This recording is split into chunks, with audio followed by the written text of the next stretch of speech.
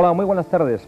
Televisión Española en Cantabria comienza a partir de hoy una serie de entrevistas con los candidatos a la presidencia del gobierno regional de partidos políticos que obtuvieron algún tipo de representación parlamentaria en los anteriores comicios municipales y autonómicos de 1991. Iniciamos hoy este grupo de entrevistas con el número 1 de la lista del Partido Regionalista de Cantabria, la Asamblea Regional, Miguel Ángel Revilla. Vamos a ofrecerles en primer lugar un perfil del político. Miguel Ángel Revilla, poblaciones 1943, es licenciado en Ciencias Económicas por la Universidad del País Vasco. Es director de banco en excedencia y fue responsable del Banco Atlántico en Torrelavega desde 1974 a 1982. Desde 1970 a 1982 fue profesor de Estructura Económica en la Escuela Superior de Dirección de Empresas de Santander y desde ese último año es profesor de Hacienda Pública en la Universidad de Cantabria. Su compromiso con el regionalismo se hace formal en 1976, año en que funda ADIC, Asociación para la Defensa de los Intereses de Cantabria, primer colectivo que defendió el estatus de región uniprovincial. En 1978 funda el Partido Regionalista de Cantabria, del que en la actualidad es secretario general. En 1982 consigue escaño como diputado regional. Desde entonces ha formado parte siempre del hemiciclo. Miguel Ángel Revilla ha publicado, además de múltiples trabajos en prensa, su libro Estructura Económica de Cantabria. Casado y con 2 hijas, sus aficiones son la pesca y los bolos. Miguel Ángel Revilla, buenas tardes. Buenas tardes. Decíamos en ese vídeo, según esos datos que aportábamos, que lleva usted aproximadamente unos 18 años en política. En todos esos años ha pasado usted por algunas coyunturas políticas muy comprometidas. ¿Recuerda especialmente algunas? Sí, he pasado por coyunturas comprometidísimas. La más comprometida de todas fue la del año 87, donde nosotros tuvimos 5 diputados, estuvimos a punto de tener el 6º, y se originó una presión sobre el partido tremenda por parte del actual presidente del Consejo de Gobierno para intentar captar al partido para sus redes, para intentar hacer una mayoría política en Cantabria en su torno, y cuando nosotros nos negamos a ese pacto, pues se originó una caza y captura de alcaldes, de concejales, de diputados, que dio lugar a un transfugismo que fue muy doloroso para el partido y para mí bastante traumático. Fue una etapa que no quiero volver a que se repita en Cantabria y que fue tremenda. Sí. ¿Y ha pasado alguna especialmente gratificante? Pues sí, no muchas, han sido más los disgustos que las satisfacciones, porque cuando uno está en política con la ilusión de gobernar un día en Cantabria, de poder hacer las cosas y no solamente estar en la oposición, sino poder llevar a la práctica lo que uno piensa que habría que hacer en esta región, y eso no llega, pues está uno un tanto frustrado. Pero sí hay momentos de satisfacción, sobre todo cuando en la lucha, en la defensa de cosas concretas de Cantabria, pues uno ha conseguido evitar desastres que se hubiesen hecho aquí. Yo recuerdo en el año 1978, justo cuando empezaba el Partido Regionalista, que se iba a hacer una central nuclear en San Vicente de la Barquera, que ya estaban expropiados los terrenos, y cuando yo encabecé con el partido un movimiento tremendo de rechazo a esa central nuclear, que hubiese sido terrible para Cantabria, visto lo que ha pasado luego, ¿no? Y que entonces pocos comprendían, y conseguir para aquel proyecto pues fue una de las cosas que yo me siento muy orgulloso. El haber defendido causas justas en Cantabria y haber conseguido que en algunos casos las causas justas hayan triunfado, pues son aspectos gratificantes, que es lo que te anima a seguir en política, porque si no estaríamos ya hace tiempo en casa o en nuestra actividad privada, ¿no? Estamos ahora mismo, señor Revilla, en plena campaña electoral, pero vamos, si le parece, a hablar de lo que puede pasar después del 28M, del día después. ¿Se ve usted como presidente de Cantabria, señor Revilla? Pues estuve viéndome de presidente de Cantabria hace 4 meses. Hace 4 meses me vi presidente de Cantabria. Las circunstancias han cambiado, ¿no? Han cambiado las circunstancias, pero yo hace 4 meses, ciertamente durante 3 o 4 días, no más, me vi presidente en la medida en que tenía 18 votos y el Partido Popular me había prometido al menos la abstención, aquí en Cantabria. Luego en Madrid no les dejaron el votarme, ¿no? Y durante unos días pues me fui a la cama soñando lo que yo sería capaz de hacer unos días después por esta región, y la verdad es que estuve tremendamente ilusionado. Esa etapa pasó, pero sí sigo teniendo ilusión y estoy hasta incluso convencido que va a llegar un momento en el que voy a ser presidente de Cantabria. Yo trabajo sobre esa hipótesis. Ahora, que no llego a ser presidente de Cantabria, pues no pasa nada. Pero sí puedo estar en el gobierno. Señor Revilla, ¿con quién estaría dispuesto usted a pactar para entrar en un gobierno? Con cualquier partido democrático. Cuando digo cualquier partido democrático, pues obvio decir quién no lo es. Todo el mundo sabe en Cantabria que hay unas personas que por su talante el Partido Regionalista es imposible que pudiera llegar a hacer un pacto con ellos, ¿no? No es de ahora, es ya de hace ¿Puede tiempo. usted decir nombres? Sin ningún bueno, problema. es que yo hace tiempo que me he prometido no pronunciar esa palabra o ese nombre. Desde hace un año lo voy a cumplir, pero bueno, voy a decir genéricamente con el actual presidente del Gobierno Regional de Cantabria, que ha llevado a esta región a una situación de quiebra moral y económica y de caos, pues es imposible hacer ningún tipo de pactos, porque eso no conduciría más que a un desastre y a una pérdida de identidad absoluta de nuestro proyecto y de nuestro partido y de mi persona incluso, ¿no? Y eso desde luego no estoy dispuesto a consentirlo. Pero con cualquier partido democrático sí se cumplen unas determinadas condiciones que no son cuestiones que vayamos a plantear nunca en función de que si nos dan cargos o consejerías. Nunca el partido regionalista va a entrar o no en un gobierno porque nos den una consejería más o menos, o a mí me hagan esto o lo otro. Nunca serán condiciones de ese tipo, pero sí serán condiciones duras en cuanto a un cambio absoluto de la forma de gobernar en Cantabria y a la aplicación de 4 principios sin los cuales el Partido Regionalista no podrá pactar con ninguno. Brevemente, ¿cuáles son? Esos 4 puntos. Yo dije hace 4 meses en el debate de investidura que habría que ponerlos incluso delante de los políticos de Cantabria y sobre todo delante del que sea presidente del Consejo de Gobierno, que hay que cambiar la imagen de nuestra autonomía, que es lo más importante. Hay una gran crisis económica, hay paro, pero desde luego la imagen es muy importante para una autonomía, y esta imagen que tenemos dentro de Cantabria y fuera hay que cambiarla radicalmente. Para cambiar esa imagen de la autonomía hay que implantar 4 principios que yo considero que se pueden implantar y que además no cuestan dinero. Es un problema de voluntad política. En primer lugar, dar una imagen de austeridad. Cuando hablo de austeridad, hablo de que somos un gobierno que administra una autonomía de 500.000 habitantes, esto no es la Moncloa ni la Casa Blanca, y los políticos tenemos que ser austeros en nuestros comportamientos, ser ciudadanos normales, que vayamos por la calle con nuestros coches, a las compras. Aquí en el momento en que alguien llega al gobierno regional, pues se rodea de 50 asesores, de coches oficiales, de grandes comidas, grandes lujos. Quizá eso no represente mucho en un presupuesto regional, pero da una pésima imagen de los políticos. Austeridad, ¿qué más? Austeridad. En segundo concepto, la transparencia. Hay que acabar con ese sistema que ha imperado en Cantabria, de que entran a trabajar, por ejemplo, en la Diputación Regional los parientes, los amigos, y que aquel señor que hace una oposición brillante, que tiene matrículas de honor y que llega a un examen para una plaza sabe que está dada. Esto es increíble, porque cuando se administra dinero público hay que ser rigurosísimo. Y es otra de las cosas que desmoraliza a los ciudadanos y además es un origen de corrupción clarísima. Otra, las obras públicas. Hay que adjudicarlas en pública subasta. Y no una obra que se adjudica en 40 millones que cueste 6.000, como está ocurriendo en esta región. Eso es lo que yo llamo transparente. En tercer lugar, gobernar con eficacia. Gobernar con eficacia supone que hay que invertir en prioridades. Que si hay 50.000 millones de recursos y mientras haya un señor que no tenga una carretera, o un pueblo que no tiene luz, o un saneamiento, o se nos cae la industria, o se nos cae la ganadería, esas son prioridades y no podemos invertir en obras pues quizá bonitas, fastuosas, que lucen mucho, pero que no son prioridades. Hay que gobernar con eficacia. Un escándalo de estos días, cuando han venido los técnicos europeos y se llevan las manos a la cabeza porque dicen que es la única región de Europa que devuelve el dinero. No estamos para esos lujos. Eficacia es invertir lo que nos mandan. Y por último, en cuarto lugar, y esto sí es para mí lo más importante, porque de ello pues me propongo hacer incluso una cruzada si llego al gobierno regional, es algo de lo que no habría que hablar, porque habría que suponer que los políticos son todos honrados, habría que suponerlo, y que el político es un hombre vocacional, incluso que tiene algo de misionero, que está luchando por defender causas justas de las gentes, y no habría que hablar de honradez. Pero hay que hablar de honradez, porque la corrupción se ha instalado en este país, porque la corrupción en Cantabria es enorme, y entonces hay que exigir a los políticos como primera cuestión, la primera y fundamental es que sea honrado. También hay que exigirle que sea capaz, pero desde luego que sea honrado. Bajamos, si le parece, señor Revilla, de esos 4 grandes principios generales, no digo abstractos, pero sí generales, a lo que es la calle. Imagínese que usted consigue una cuota de gobierno después del 28 de mayo y entra a formar parte del Ejecutivo Regional. ¿Tiene usted un legado que asumir o no asumir? El Parque de Cabárceno, el Palacio de Festivales y un presupuesto del 95 por aprobar. A mí me gustaría saber si usted asumiría el proyecto de ley del 95 tal y como está, si usted asumiría la política de mantenimiento de Cabárceno, si usted asumiría la política de mantenimiento del Palacio de Festivales.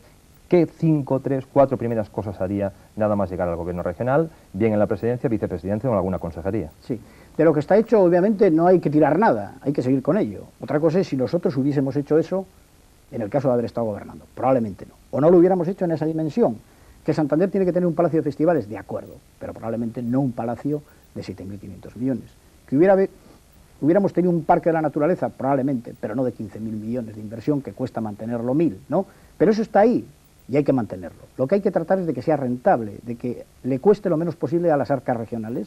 Y yo creo que hay fórmulas que pueden hacer de Cabárceno, no va a dar nunca dinero, pero bueno, una buena imagen. ¿Cómo asumiría usted la negociación de la titularidad de los terrenos de Cabárceno, que es un punto importante dentro de...? Bueno, es que eso, aunque yo lo he venido denunciando desde hace años y nadie se lo creía, en estos momentos estamos en una situación jurídica complicadísima, porque hemos hecho inversiones de 15.000 millones de pesetas en unos terrenos que no son nuestros, con un contrato absolutamente leonino en favor de Altos Hornos, que genera todos los años unas rentas que debemos del orden de 400 millones de alquiler, y que en tanto no se pague ese dinero que se debe, tanto los 1.400 millones de la adquisición como de las rentas que se han ido generando de deuda en los años siguientes, que se pueden elevar a 3.000 y pico millones de pesetas, eso es todo, incluidos los elefantes que hay dentro de Altos Hornos. Es un tema judicial que yo creo que habrá que ventilar con Altos Hornos, sentándonos en la mesa a negociar y también diciéndole a Altos Hornos que esos terrenos son de dudosa propiedad de Altos Hornos. Yo francamente creo que una explotación minera que se inició aquí hace 100 años, que expropió terrenos a unos vecinos de Cantabria para hacer una mina o para explotar una mina, cuando se agota la mina, esos terrenos yo veo muy dudoso que pertenezcan a la empresa que obtuvo esas concesiones para una actividad distinta a la que pretende ahora. Si encima de llevarse el mineral de Cantabria, de haber cerrado la empresa, de haber la Diputación colocado a toda su plantilla, que es un tema muy importante, pretende ahora hacer una plusvalía grande con esos terrenos, yo creo que jurídicamente eso, si se plantea adecuadamente, se puede ganar. Cambio de actividad supone, según usted, cambio de titularidad. Yo creo que sí. Y nosotros lucharíamos por recuperar la titularidad sin pagar nada. Estábamos hablando, señor Revilla, y perdóneme el inciso antes de este pequeño paréntesis, de sus prioridades de gobierno. Sí. Las prioridades de gobierno, nosotros partimos de un hecho, y además creo que es un hecho real. Aquí hay que contestar una pregunta, porque mientras no contestemos esa pregunta, no hay solución para Cantabria. De la misma manera que un enfermo va a ver a un médico, y yo creo que no hay ningún médico insensato que se le ocurra recetar a ese paciente nada sin saber lo que tiene, primero le tendrá que mirar por rayos, después le tendrá que analizar la orina, la sangre, para poder ponerle en marcha un medicamento, el que sea, ¿no? Yo creo que tenemos que acertar a diseñar qué está pasando en Cantabria, qué ha ocurrido en esta región para que, si en el año 1970 éramos la 6ª provincia de España en renta, hoy estemos en el puesto 26. Es que ese dato es tremendo. Yo recuerdo que en el año 70 veíamos a Almería en el puesto 50 y teníamos 3 veces la renta de Almería. Y hoy Almería está en el puesto 24, por delante de Cantabria. Y yo me alegro por los de Almería, pero obviamente tengo que estar absolutamente en desacuerdo con que una región rica como la nuestra se caiga en el puesto 26 y que estemos ya entre las regiones pobres de Europa. Por eso hay que contestar a la pregunta de qué ha ocurrido en Cantabria. ¿Por qué esta es la región con mayor declive económico de Europa? No digo de España. ¿Por qué hemos pasado del puesto 6 al puesto 26? La respuesta es una. Cuando hay un problema tan grande, hay varias colaterales, pero una fundamental. Y lo que ha pasado en Cantabria es que se nos ha caído la industria. Ese es el problema fundamental de Cantabria, que no lo dice solo Miguel Ángel Revilla. Yo lo empecé a anunciar en el 78, que escribí un libro sobre esta materia, anunciando lo que estaba ocurriendo ya con las industrias de la región. Pero hoy lo dice la universidad, lo dice los estudios del Banco Bilbao Vizcaya, lo dice la Confederación de las Cajas de Ahorros. En Cantabria se ha caído la industria, de manera que en el año 70 la industria aportaba casi el 45% de la renta regional y hoy la industria aporta el 25%. Una de sus prioridades sería, pues, incentivar la reindustrialización de la región. Por supuesto. Entonces, si lo que ha caído en Cantabria es la industria, todo el esfuerzo que debe de hacer el próximo Ejecutivo es tratar de potenciar la industria, frente a los que dicen que la industria es un problema psicológico. ¿Y eso cómo se hace, señor? Bueno, pues hay medidas para poder hacerlo. Mire usted, ahora la Unión Europea, que tiene a Cantabria calificada como una región en declive económico, da apoyos importantísimos a todo lo que signifique reactivación de la industria. Nosotros llevamos una política de construir una red de polígonos industriales en toda Cantabria con suelo subvencionado. Ya sabemos que regalado no se puede dar, pero el País Vasco encubiertamente lo está dando, a base de subvenciones. Pero llevamos 2 grandes proyectos, aparte de esa red que lleva un polígono en Castro, otro en Laredo, otro en Santoña, estos 3 ya están aprobados, incluso uno en la zona de Santa María de Cayón. Llevamos 2 grandes proyectos. Uno, el de la Ría de Requejada, que es un estudio integral, donde ha participado la universidad en ese estudio, donde pretendemos construir el mayor polígono del norte de España, de 1 millón de metros cuadrados, haciendo navegable la Ría de Requejada para barcos de 6.000 toneladas, con una prolongación del espigón del puerto de Suances para que puedan entrar los barcos y no se llene de arena esa ría. Ese proyecto podría costar del orden de 22.000 millones de pesetas, que no se asuste nadie, el 70% lo paga la Unión Europea en cuanto mandemos el proyecto. Y ahí se crearía una riqueza importantísima, ese polígono se llenaría de empresas, porque no hay que olvidar que está en el punto más corto a todos los puntos europeos por mar. ¿Dónde incluiría usted ese proyecto? ¿En algún plan operativo, quizás? Sí, sí, con cargo al objetivo 1 de la Unión Europea. Y luego llevamos un proyecto que va disociado totalmente de lo que dicen los dos grandes partidos de Cantabria. Y es que en Nueva Montaña Quijano, donde hay 500.000 metros cuadrados, los grandes partidos de Cantabria quieren instalar ahí una gran superficie comercial, quieren hacer 2.000 viviendas, un hotel de 5 estrellas. Bien, nosotros consideramos que eso es dilapidar el mejor terreno industrial de Santander, a pie de autovía, a pie de puerto, de aeropuerto. Hay que hacer ahí el gran parque tecnológico de Cantabria, como viene reclamando la Cámara de Comercio y la Universidad. Sí, señor Revilla, pero entroncando con lo que usted acaba de decir de sus prioridades industriales, la EPA, que vamos a hablar de empleo porque, insisto, tiene bastante relación con el tema de la industria, ha publicado estos días que en Cantabria hay 44.000 parados. ¿Cuál sería su prioridad en materia de empleo? Sí, lo dramático, además de ese dato, no es que tengamos 44.000 parados, que ya el drama es importante. El dato importante es que en España, en el último trimestre, se ha bajado el paro en 50.000 personas y en Cantabria ha subido en casi 4.000. Ese es el tema absolutamente dramático. Pues bien, un plan de empleo en Cantabria supone una reindustrialización. Yo soy de los que digo que en Cantabria no podemos ser todos camareros. O sea, aquí hay que volver a recuperar la industria que tuvimos o parte de ella, conservar un sector ganadero que después de la incorporación de España a la Unión Europea nos lo han dejado destrozado por una mala negociación del Partido Socialista, pero hay que recuperar cuota de producción para que al menos los 6.800 ganaderos que hoy quedan vendiendo leche puedan tener una vida digna como tienen los ganaderos de la Unión Europea. Y tienen que terminarse las comunicaciones interregionales, tanto la conexión con Oviedo como los accesos a la meseta a través de la autovía, que está en el objetivo 1, en los planes de cohesión, como posible obra a financiar, que es la autovía Torrelavega-Reynosa-Aguilar-Burgos. Con esas condiciones de industria, de apoyo a la ganadería, un turismo que va a ir en aumento, eso independientemente hagamos lo que hagamos, hay que apoyarle, pero desde luego es un valor estructural permanente el del turismo en Cantabria, y más con buenas comunicaciones, con esas carreteras terminadas. Cantabria es una región que tiene un potencial económico importantísimo. Yo el otro día lo he dicho en la universidad en una charla, que veo a Cantabria, con un gobierno normal, naturalmente con un gobierno normal, la veo dar el mayor salto de España para los próximos 8 años. Lo veo así, o sea que esto tiene arreglo, que no nos deprimamos ni pensamos que esta región está ahora en el 26 y va a estar en el 40. Esto es una región rica, que tiene que salir adelante a poco que hagamos. Nos queda muy poquito tiempo, señor Revilla. 2 puntos, luego hablaremos si nos queda tiempo de alguno más. Negociación de transferencias, tenemos que recibir Inserso, tenemos que recibir educación. ¿Cómo está el proceso ahora mismo? ¿Cómo cree usted que debe desarrollarse? Y política de incentivo de políticas de empleo juvenil. Sí. En este momento está parada, las transferencias están paradas porque hay un gobierno que no tiene ninguna apetencia por esas transferencias. Y lo que es peor, tampoco los ciudadanos, porque los ciudadanos comparan y dicen, bueno, si esto funciona mal, cuando lo coja el gobierno regional va a ir peor. Hay mucha gente que piensa eso, en educación, en sanidad, que no tengan ningún miedo a esa situación. Las transferencias hay que hacerlas, porque hay que pensar que habrá gobiernos sensatos dentro de poco que puedan administrar adecuadamente esto. Ahora bien, las transferencias hay que hacerlas muy duramente y muy bien negociadas. Lo que no se puede ir es a Madrid a tragar lo que te manden. Como ocurrió, por ejemplo, en el año 1982, que yo recuerdo que estaba en aquellas transferencias como observador y me opuse a la transferencia de las carreteras. Se transfieren las carreteras con el coste de los servicios, pero no las transfieren llenas de baches. Hay que negociar una transferencia con condiciones económicas que nos permitan el mantenimiento del servicio dignamente y el mejorarle. ¿Cuál es su mensaje para los jóvenes?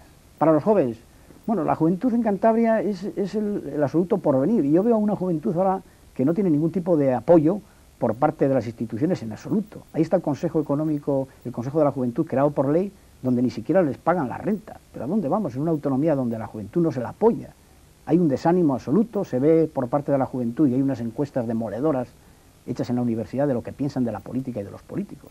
Aquí hay que iniciar una política que sepa otra vez captar a la juventud, ilusionarla, facilitarles subvenciones en algunos casos para que puedan ellos tener creatividad y sobre todo que tengan algún horizonte y perspectiva en el trabajo. Porque yo que doy clase en la universidad y a 300 alumnos todos los años y veo que acaban unas carreras con matrícula de honor y que saben que lo más probable es que vayan al paro, desde luego eso desmoraliza a cualquiera después de haber hecho una carrera brillante, que no haya ningún horizonte. Y el horizonte está, vuelvo a repetir, en que haya industrias en Cantabria, comunicaciones, apoyo a los sectores productivos y que hagamos una política seria, porque esta región tiene inmensas posibilidades. Le quedan a usted 30 segundos, señor Revilla, para que incida en su mensaje, el mensaje preponderante de su campaña y de su prioridad en el Ejecutivo. 30 segundos. Sí, que Cantabria tiene un gran porvenir, que Cantabria tiene soluciones, pero que Cantabria necesita un gobierno honesto, capaz que devuelva la confianza a los ciudadanos y que no vean a la Diputación como una Diputación enemiga, sino como una Diputación que ahora va a tener muchos recursos de Europa y que puede cambiar las cosas en esta región para bien y volver a recuperar las tasas de empleo que tuvimos en años anteriores. Yo soy totalmente optimista de que si hay un gobierno normal, a partir del 28 de mayo Cantabria va a empezar a prosperar y a recuperarse en su imagen y en su economía. Muchas gracias.